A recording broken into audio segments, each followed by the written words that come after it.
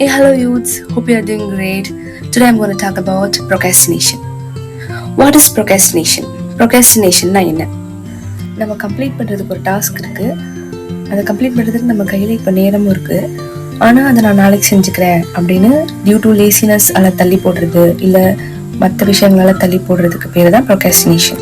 நம்ம ஜென்ரேஷனில் ப்ரொக்ராஸ்டினேஷன் ரொம்ப காமன் ஆகிடுச்சு. அப்படி தானே படிக்கணும்னு நினைப்போம், ஆனால் இன்ஸ்டாவில் ரீல்ஸ் ஸ்க்ரோல் பண்ணிவிட்டு அப்படியே நாளைக்கு பார்த்துக்கலாம் அப்படின்னு விட்டுருவோம். நம்மள நிறைய பேருக்கு இந்த ப்ரொக்ராஸ்டினேஷனோட டேஞ்சர் தெரிய மாட்டேங்குது.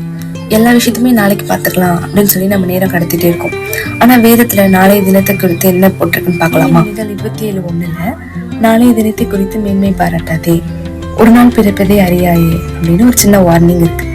பைபிள்ல ப்ரொக்ராஸ்டினேஷனை குறித்து நிறைய வசனங்கள் இருக்கு, நிறைய டைம் அதை ஜீசஸ் சொல்லியிருக்காரு. பைபிள்ல ப்ரொக்ராஸ்டினேஷனை குறித்து நிறைய வசனங்கள் இருக்கு. நம்ம ஒரு நாள் கடத்தும் போதும் கடவுள் நமக்கு இன்னைக்கு கொடுத்துருக்க பர்பஸை நம்ம தள்ளி ஒரு நாளும் தள்ளி போட்டுட்டே இருக்கோம்.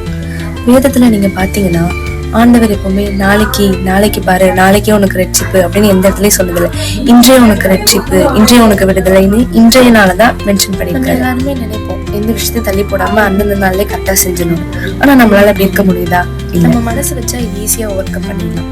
எப்படின்னா, இப்போ நம்ம ஒரு விஷயத்த ஸ்டார்ட் பண்றோம் அப்படின்னா அதுக்கான கரெக்டான நேரம் பார்க்காம இப்பவே உடனே ஸ்டார்ட் பண்றது மூலமா நம்ம மனசு ஃபோன் எடு இல்லை டிஸ்ட்ராக்ட் பண்ணலாம், கொஞ்ச நேரம் கழிச்சு பார்த்துக்கலாம் அப்படின்னு சொல்லும்போது ஒரு 25 மினிட்ஸ் கழிச்சு பார்க்குறேன், ஒரு 10 மினிட்ஸ் கழிச்சு பார்க்குறேன் அப்படின்னு நம்ம மனசுக்குள்ளேயே ஒரு கோல் செட் பண்ணுறது மூலமா, அதுக்கப்புறம் உங்கள் கம்ஃபர்ட்டை விட்டு உங்களுடைய ப்ரையாரிட்டியை ப்ரிஃபர் பண்ணுறது மூலமா, இந்த மாதிரி சின்ன சின்ன டாஸ்க் பண்ணுறது மூலமா நம்ம ப்ரொக்ராஸ்டினேஷனை ஓவர் கம் பண்ணலாம். ஸோ நான் 6 மணிக்கு ஆரம்பிப்பேன் அப்படின்னு வெயிட் பண்ணாதீங்க, 5:59 ஸ்டார்ட் பண்ணிடுங்க. தேங்க்யூ.